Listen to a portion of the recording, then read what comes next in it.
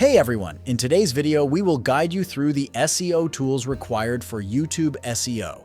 So let's get started. SEO is important because it can help you get more views on your videos. When your videos rank higher in search results, more people are likely to see them.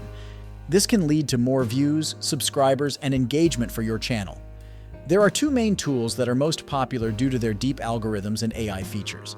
vidIQ is a popular SEO tool that can help you with keyword research, competitor analysis, and on-page optimization. It also provides a number of other features, such as social media promotion and video analytics. TubeBuddy is another popular SEO tool that offers a similar set of features to vidIQ.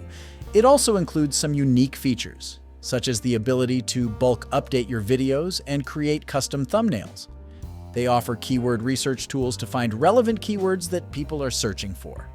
They also provide competitor analysis tools to see what your competitors are doing.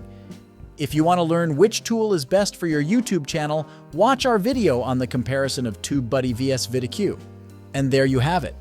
Feel free to check the products by providing the links in the description. If you found this video helpful, don't forget to subscribe to our channel for more useful tutorials. Thanks for watching.